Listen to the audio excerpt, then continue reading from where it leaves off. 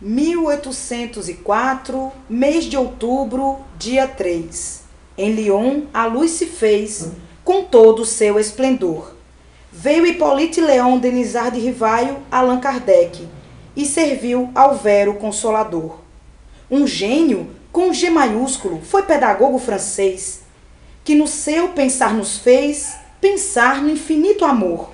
Pesquisou, questionou, viveu com tanto heroísmo que nos trouxe o Espiritismo, o Vero Consolador. Não foi um dos Bonapartes, não foi rei nem general. Da sua obra magistral não quis sequer ser o autor, e se codinomeou com o nome do seu passado, é de Deus o Filho amado, pois trouxe o Consolador. Trouxe a doutrina da luz que ampara, ajuda e consola.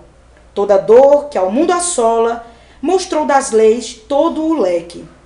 Na humildade este gigante foi bom senso e foi amor. Foi da terra um benfeitor. Parabéns, Allan Kardec. Essa poesia do nosso querido Merlânio Maia, que compôs no dia 3 de outubro de 2013, em homenagem ao aniversário de Allan Kardec. Boa noite, eu sou Fernanda Lima, estamos em mais um Evangelho Lar, com o tema Aliança da Ciência e da Religião, homenagem ao nosso querido Allan Kardec.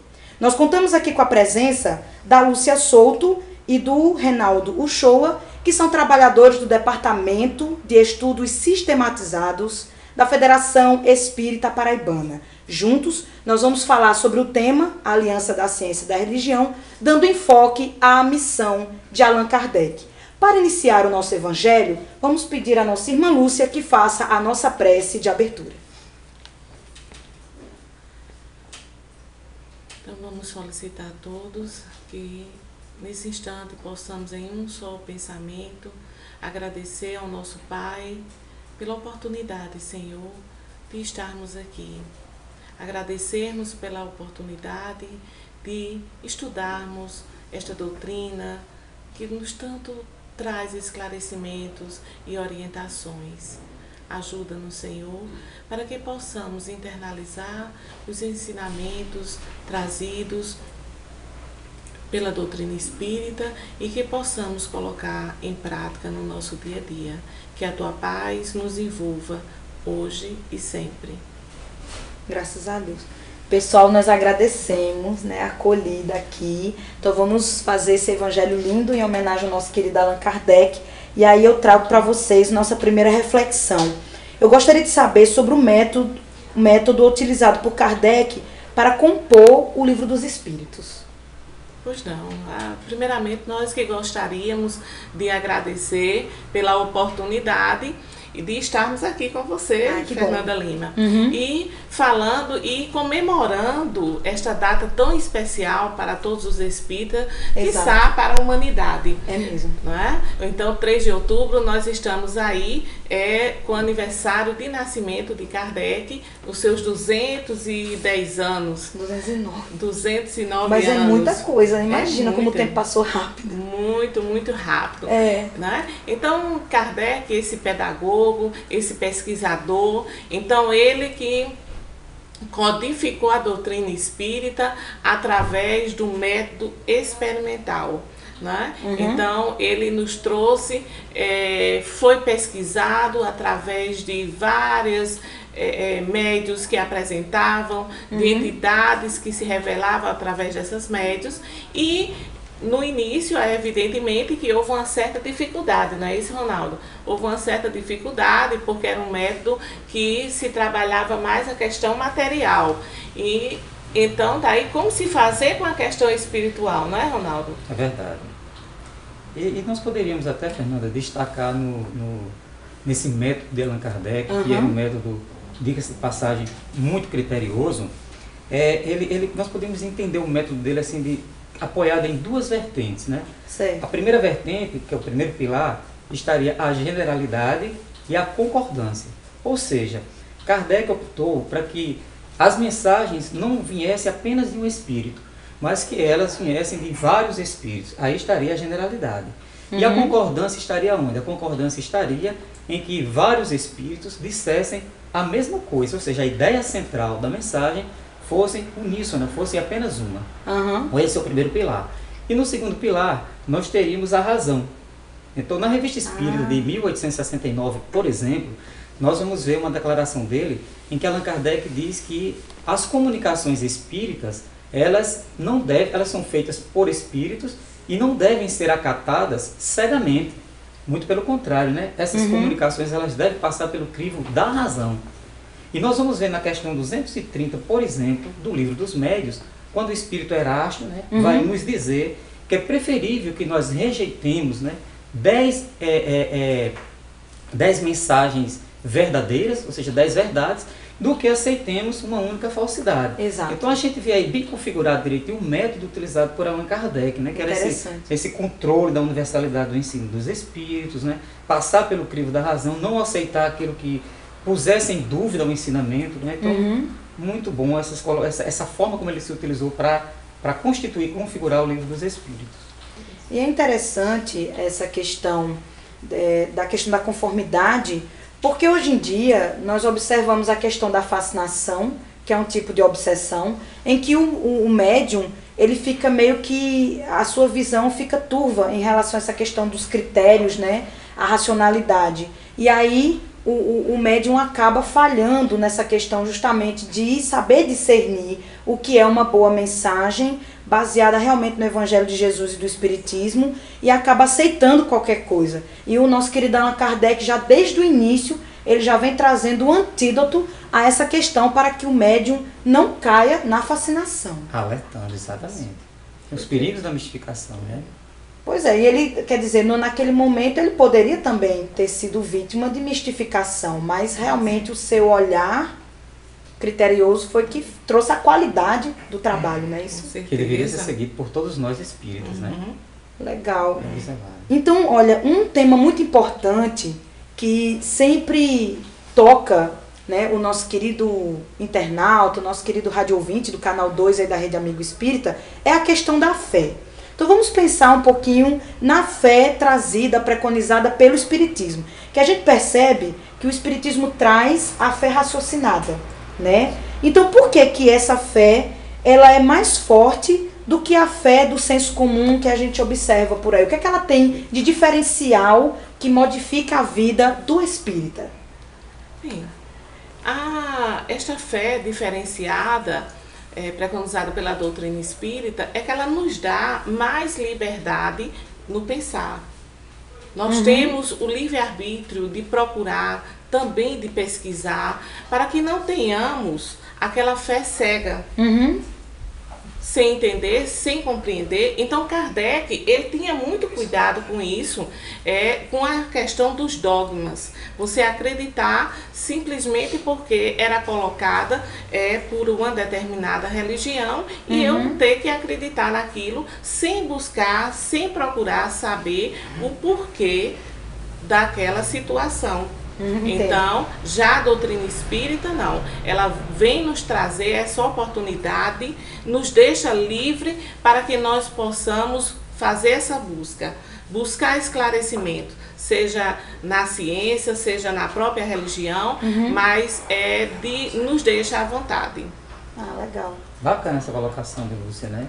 Porque a questão da fé é analisada inclusive no Evangelho segundo o Espiritismo, né?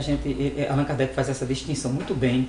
Inclusive está lá aquela frase, né, muito bem conhecida de que fé inabalável só é aquela que pode encarar a razão frente a frente em todas as épocas da humanidade. Por que é que ele iria dizer isso? Allan Kardec iria preconizar isso, né? Porque na verdade a fé comum, como você muito bem falou, ela está apoiada em dogmas, em tradições, né? E isso com o tempo acaba sendo desmantelada, né? Praticamente ela deixa de existir, né? Quando ela não consegue estar ali alinhada com a razão, né? Com os fatos que virão a se suceder. Por exemplo, se nós recuarmos alguns séculos aí, lá para o século 71 depois de Cristo, 71 e 169 mais ou menos depois de Cristo, nós vamos ver que Cláudio Ptolomeu, que foi um matemático, né, na época, né, ele criou uma teoria chamada de teoria do geocentrismo, ou seja, ele considerava a Terra como sendo o centro do universo, estaria estática, e os globos, inclusive o Sol, é que estaria girando em torno da Terra. Né? Então isso aí foi aceito pela Igreja Católica como um dogma, um ponto de fé inquestionável. 4 séculos depois viria Nicolau Copérnico, e aí Nicolau Copérnico fez um estudo mais apurado e aí viu que não era muito bem assim. Era o contrário, né? A Terra e os demais planetas é que giravam em torno do Sol. Então isso aí criou uma celeuma muito grande no seio da Igreja Católica, porque Nicolau Copérnico ele fez essas anotações assim, muito sutilmente numa obra que ele publicou, mas aí Galileu foi de público dizer, olha, é verdade, os trabalhos de Nicolau Copérnico e tal. E aí a Inquisição convocou ele e disse, olha, ou você diz o que disse, ou você vai ser sacrificado. E então esse dogma acabou hoje, nos dias atuais, ele não existe mais.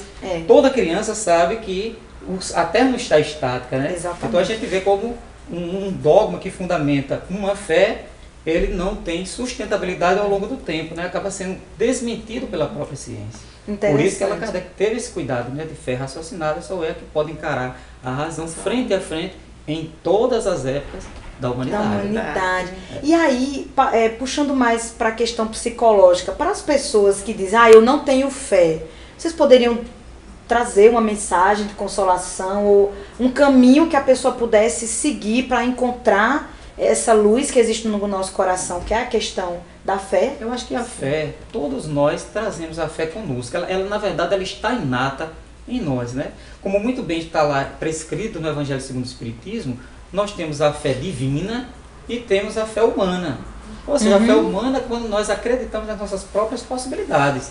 Por exemplo, quando eu tomo um ônibus, eu não estou ali, naquele momento ali, me dando ciência de que o motorista, por exemplo, resolveu naquele dia se suicidar. Eu estou acreditando que vai dar tudo certo. Exato. Né? Quando eu dou um passo, por exemplo, eu estou acreditando que eu não vou cair. Cada passada minha vai estar equilibrado, né? Tá em observância com o equilíbrio do meu corpo, da minha mente. Então, todos nós trazemos a fé inata, né? Agora, a fé divina, que muitas vezes nós vacilamos, aquela que foge às nossas possibilidades. Né? É mesmo. E buscamos, então, assim, trabalhar mais nessa questão da fé humana para que você possa acreditar em você. Para que você conheça, se conheça, busque o autoconhecimento e perceba as possibilidades inúmeras que você tem, né, de fazer as suas conquistas. Agora, esse abalo na fé, muitas vezes acredito que ele se dá justamente pela nossa falta de fé na vida futura, por exemplo. Não é? De acharmos que a vida é apenas aqui e agora, que ela acaba aqui, sabe, Ronaldo? Então, quer dizer, é importante que eu possa realmente acreditar no futuro após essa nossa existência. Exatamente. Para que daí possa se cessar os diversos ou inúmeros conflitos que nós carregamos. Então me parece que passa muito por aí. Então é importante que a pessoa desenvolva essa questão em si. Então pensamos que a doutrina espírita, ela traz essa contribuição naturalmente para o indivíduo. Então, ela vem trabalhar nele a perspectiva de você permanecer enquanto espírito, de acabar o corpo, mas o espírito vive. Então, essa perspectiva, ela é importantíssima para que nós não vejamos só resolver e queremos resolver as nossas questões aqui e agora. Então, acreditar que dá tempo ao tempo, esse tempo se não for nessa encarnação, mas será em outra, mas não trabalhando só nessa perspectiva de esperarmos uma próxima encarnação, mas trabalharmos nessa, buscarmos essa felicidade, levantar essa autoestima aqui e agora. Que bom. Então nós estamos no Evangelho Online, né, em homenagem a Allan Kardec. Vamos trazer para vocês uma mensagem do Allan Kardec.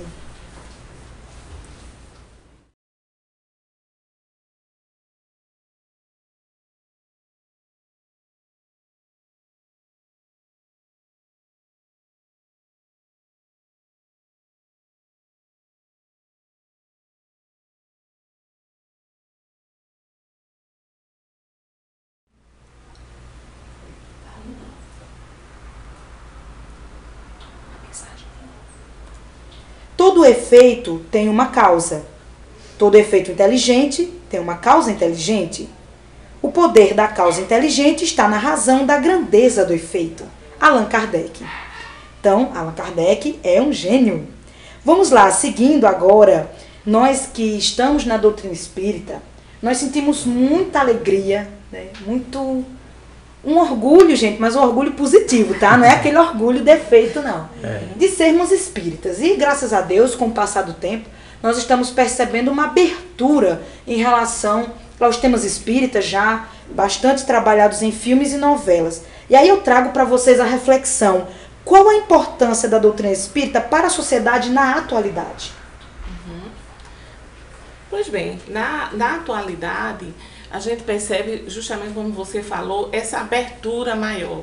Então, através da mídia, as pessoas elas estão assim tendo esse contato mais próximo com a doutrina espírita, com o que é ensinada a doutrina espírita. Evidentemente que em filmes e novelas sempre tem aquela situação da própria ficção, mas já aproxima um pouco mais, o interesse é desenvolvido ali no indivíduo e ele busca. Então nós vemos isso através mesmo da Federação Espírita, onde nós trabalhamos, a busca de pessoas para entender mais a doutrina espírita. Então, para que ela realmente, porque a doutrina espírita, ela nos traz orientações, esclarecimentos acerca dessa vida, de outras vidas, da vida futura. Então, acerca do nosso sofrimento, sabe, Fernanda? Então, por que nós sofremos? Por que nós estamos aqui? Por que uns têm tanto e outros não têm nada? Então, isso tudo, muitas vezes, é motivo de conflito, como nós falávamos anteriormente. Então, é motivo de conflito para o indivíduo. Essa falta de aceitação, porque eu passo por determinadas situações. Então, a doutrina espírita, ela vem te explicar.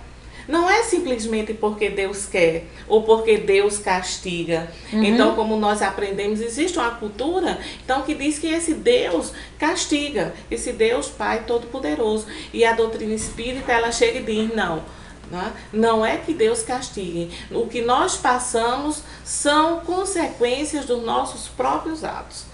Então, tudo aquilo que nós fizemos, então, vai toda ação, existe uma reação. É a lei de causa e efeito trabalhando aí. Então, se eu faço alguma coisa, isso aí vai reverter contra mim mesmo. Então, é importante. E a doutrina espírita, ela vai abrindo um leque de possibilidades. E o indivíduo, ele se inteirando disso, ele ficando apropriado dessas informações, ele vai entender, ter uma visão de mundo diferenciada. Exatamente. Não é mais aquela visão fechada, então é mais alargada, não é isso, Ronaldo? Com certeza. A contribuição da doutrina espírita, ela é, assim, um verdadeiro divisor de águas, né, para a humanidade. Porque quando o espiritismo surgiu, no século XIX, nós estávamos vivenciando uma crise existencial com a promulgação da morte de Deus, né, por Nietzsche. Né? E aí as pessoas perderam o rumo, né, de repente perderam o rumo, não sabiam em que contexto se situar, né, o materialismo predominante né, naquela época. E aí vem Allan Kardec falando de Deus, né, trazendo as leis morais, a lei de causa e efeito que você muito bem apontou aí, né? Então tudo isso começou a criar uma nova, tanto que a primeira edição do Livro dos Espíritos se voltou rapidamente, né? Isso. Há uma sede realmente de espiritualidade nas pessoas. Então a contribuição da doutrina espírita nesse aspecto também foi fundamental, foi algo fantástico, viu, Fernanda? Que bom. Então nós acompanhamos na sociedade cada serviço prestado pela doutrina espírita tem um impacto. Por exemplo, para as crianças e jovens, nós observamos o trabalho da evangelização como uma forma do jovem e a criança se encontrar consigo mesmo, né? A formatação do plano de aula permite que a criança e o jovem falem, aí trabalha a questão da linguagem corporal, da oratória, várias coisas que se estuda na escola também é aproveitado na evangelização infanto-juvenil. A questão da obsessão infantil, a obsessão juvenil é bem trabalhado na evangelização. A mediunidade também é outro tema que nos outros credos religiosos tem um probleminha, né, na abordagem, como é encarada, como é tratada, e o Espiritismo vem trazer uma consolação maravilhosa em relação a esse tema da mediunidade. Eu gostaria de saber também, no trabalho do DES, se vocês poderiam nos contar alguma história da pessoa que está ali estudando, que ela encontra algum objetivo, algum esclarecimento, alguma consolação. Vocês teriam alguma história para contar em relação a esse trabalho do DES? Sim, sem dúvida, várias, inúmeras histórias que nos passam pela federação, pessoas que estão no momento de dor e de sofrimento. Ainda outro dia, no nosso departamento, que é o Departamento de Estudos Sistematizados, então que nós oferecemos diversos estudos acerca do que é a doutrina espírita, o que é mediunidade, então estudos específicos, e temos o tratamento inicial, que é a educação dos sentimentos. E nesse momento da educação dos sentimentos, eu vi o depoimento de uma senhora lá, daqui da sociedade, onde ela perdeu o filho. Ela estava num processo de dor e sofrimento, que ela não conseguia entender aquilo. Então, com o trabalho que foi realizado, o filho dela foi assassinado, então foi uma coisa inesperada, que é uma dor para uma mãe, independente de religião, de você acreditar numa vida após a morte ou não, é uma dor imensa, né? A gente realmente concorda, não pode ser diferente. E essa mãe lá, recebendo o tratamento, as orientações, ela nos chega a colocar assim, ela diz, olha, hoje, quando eu cheguei aqui, eu estava extremamente perturbada, mas hoje eu já tenho condições de lhe dizer, francamente, que eu consigo perdoar aquele cidadão que foi preso, e ela dizendo, eu ainda terei condições de ficar frente a frente com ele e dizer, perguntar por que você tirou a vida do meu filho, e dizer, e também, Fernanda, e Ronaldo e todos vocês que estão nos ouvindo, nas reuniões mediúnicas. Nossa, aí tem muita história mesmo. Nas reuniões mediúnicas são imensas as histórias de pessoas que vêm, de relatos que nós temos, de pessoas que vêm dar comunicação. Então, às vezes questões muito particulares. Então, isso é fato. É fato. Então, é dessa forma que o espírito, ele vem, a doutrina espírita, ela vem se apresentar para a sociedade e ajudar, trazendo consolação, trazendo conformação e trabalhando no indivíduo a questão do perdão. Porque quando nós ficamos presos ao perdão, é como uma corrente que nós arrastamos. Então a gente não consegue se livrar, não consegue caminhar mais livremente. Eu fico presa àquela história. Então é preciso que a gente também trabalhe o perdão para que a gente possa se libertar, não ser escravo de nós mesmos, da nossa mágoa, do nosso ressentimento. Exatamente. Legal. Nós estamos aqui com algumas interações dos nossos caros internautas. O Marcelo Honório, ele traz uma passagem aqui do tema anterior. A fé e a expectativa certa de coisas esperadas, a demonstração, acho que a fé é a expectativa certa de coisas esperadas, a demonstração evidente de realidades não observadas. O Jair Anselmo nos diz, Allan Kardec foi um enviado com a missão de revelar a grande luz que naquele momento acendia sobre todos nós neste plano, consolidando entendimento, clareando as dúvidas, explicando o que nosso entendimento não teria condições de alcançar. Então você vê aí a noção que as pessoas têm do trabalho de Kardec, né? Bastante amplo, trabalhando a parte científica, mas também a parte subjetiva do ser humano. Também temos a participação da Maria Oliveira, que diz, o Espiritismo é importante porque além do esclarecimento das orientações, ela nos traz a esperança de que a vida não acaba aqui mesmo, de que temos outras oportunidades em tudo. Essa questão de uma nova oportunidade mexe muito com as pessoas, né? Isso muito. É interessante demais. E aqui nós temos mais interação. Amo assistir o Evangelho lá, vocês, paraibanos, estão de parabéns pela divulgação da doutrina espírita. Vocês são inteligentes, as palestras são maravilhosas. Ai, obrigada. E a pessoa é de Vitória do Espírito Santo. Maravilhoso, gente do céu. Então vamos seguindo. Eu gostaria que vocês ressaltassem alguma peculiaridade ou característica de Allan Kardec que o marcou como a pessoa certa para essa tarefa do espiritismo. Allan Kardec, na verdade, a gente tem uma verdadeira construção de Allan Kardec para essa missão, né? Então a gente poderia citar duas encarnações pregressas de Allan Kardec, a primeira nas Galhas Antigas, quando ele foi um druida, e os druidas eram eminentemente, essencialmente, eles eram sacerdotes educadores, né? Então Allan Kardec, posteriormente, vem uma nova encarnação da Tchecoslováquia, e aí ele encarna como Jan Hus e foi um grande educador, né? Tem várias obras publicadas, e Jan Hus tornou-se uma pessoa muito afeita à língua tcheca, o que Kardec seria posteriormente com a língua francesa, né? Propôs mudanças no ensino, mas havia algumas coisas que no perfil de Jan Hus já, que se assemelha bastante com Allan Kardec. Por exemplo, ele defendia muito as ideias do cristianismo primitivo, né? E combatia a corrupção do clero já naquela época. Isso. E por essa razão, ele acabou sendo preso, né, pelo Tribunal da Inquisição. Foi perseguido, foi preso, mas mesmo assim ele deu uma grande demonstração da sua grandeza espiritual, né? Porque ele perdoou seus verdugos no momento em que ele estava sendo queimado, né? Perdoou aqueles que o matavam, né? E ele escreveu textos, mesmo acorrentado, textos de um brilhantismo imenso, né? E aí, passada essa segunda encarnação, ele já volta, né? Muito mais amadurecido, como Hippolyte Léon, como você falou no início do nosso Evangelho lá, né? Como Hippolyte Léon, em Lyon, na França, e aí tornou-se o grande educador, né?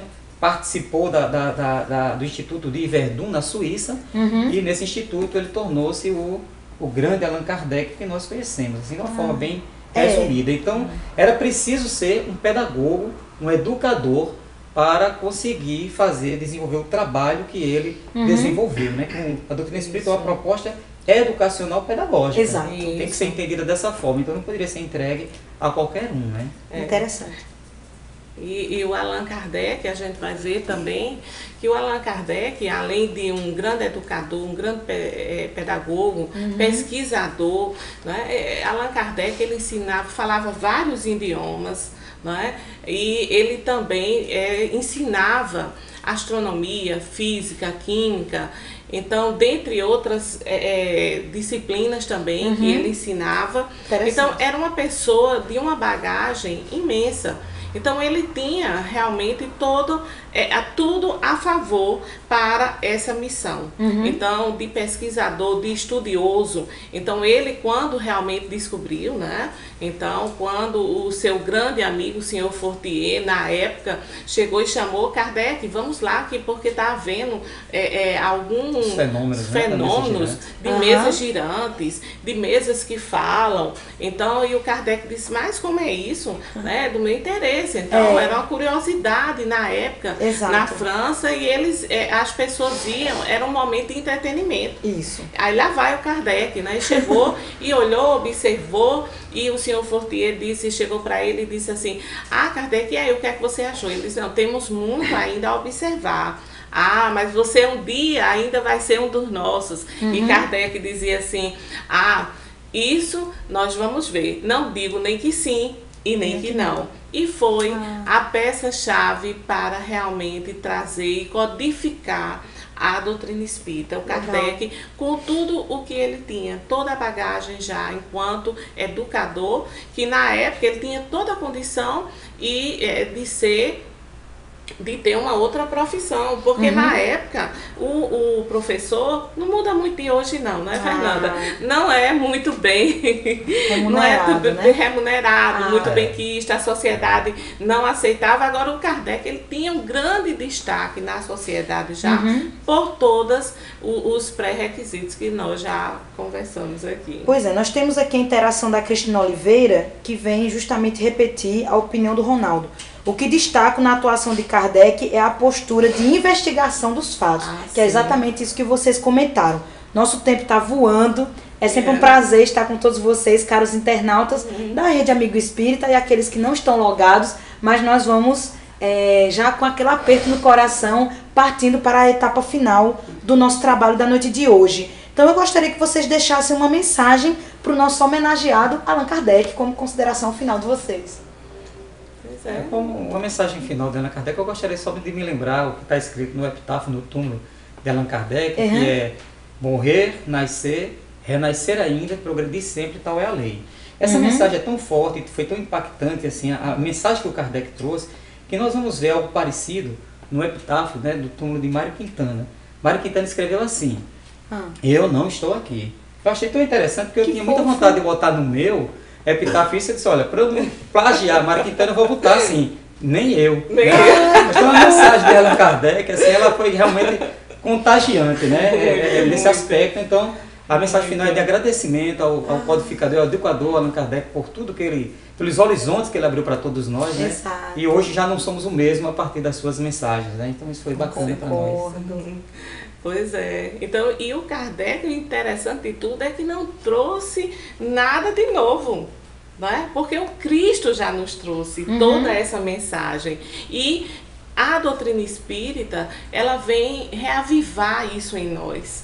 Né? E o que é que a gente pode hoje realmente dizer a Kardec? Obrigado, Kardec. O aniversário é seu, mas o presente com certeza é da humanidade. Exatamente, maravilha. Então nós gostaríamos de trazer uma passagem de O Evangelho segundo o Espiritismo, capítulo 1, que é exatamente a passagem A Aliança da Ciência e da Religião. Quando diz: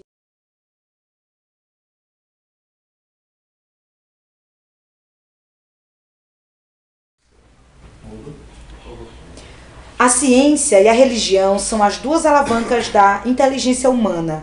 Uma revela as leis do mundo material e a outra a do mundo moral. Tendo, no entanto, essas leis o mesmo princípio, que é Deus, não podem contradizer-se. Se fossem a negação uma da outra, uma necessariamente estaria em erro e a outra com a verdade. Porquanto Deus não pode pretender a destruição de sua própria obra. A incompatibilidade que se julgou existir entre essas duas ordens de ideias provém apenas de uma observação defeituosa e de excesso de exclusivismo de um lado e de outro. Daí um conflito que deu origem à incredulidade e à intolerância. E aí a doutrina espírita vem fazer justamente esse contraponto, unindo a ciência e a religião, permitindo que nós pudéssemos ter a fé raciocinada e explicar muitas coisas que acontecem na nossa vida.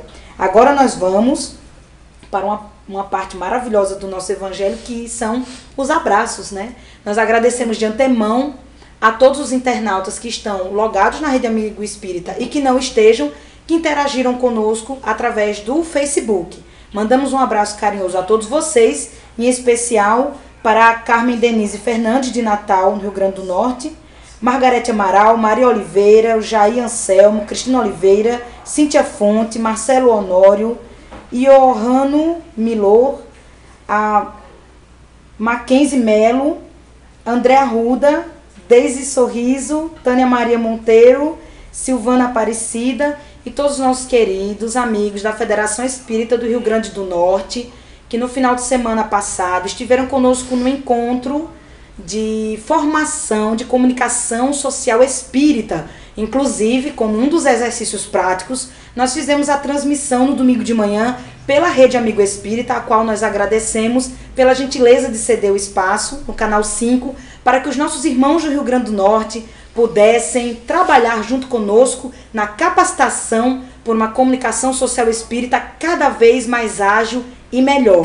Nós agradecemos muito a todos vocês, a Deus, a Jesus, aos bons espíritos, por mais um evangelho e por receber sempre o carinho de vocês que estão aí conosco. Lembrando que na próxima sexta-feira nós teremos o nosso Evangelho online, só que diferente, porque nós teremos a transmissão ao vivo da segunda ciranda de arte e comunicação espírita, o show do grupo Ânima e do grupo Caravana, imperdível. Para quem é aqui de João Pessoa e região, excelente participar ao vivo para receber assim instantaneamente todas aquelas vibrações maravilhosas. E para quem está longe de nós, em outras cidades distantes, vai poder acompanhar junto conosco esse momento de extrema alegria que é a ciranda de arte e comunicação espírita. Então, nesse horário da sexta-feira às 19h, ao invés do evangelho assim, nós vamos rezar de uma forma diferente com música ao vivo pela internet para vocês. E nós sabemos, estamos aqui comemorando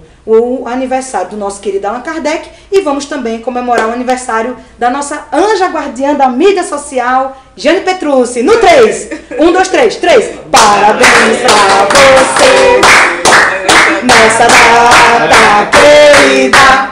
Muitas felicidades, muitos anos de vida. Parabéns pra você nessa data querida. Muitas felicidades, muitos anos de vida. Giane. Então, pessoal. Então, gente, um abraço carinhoso. Muito obrigada por tudo. E até a próxima sexta-feira com transmissão ao vivo da Cirandá. Até lá!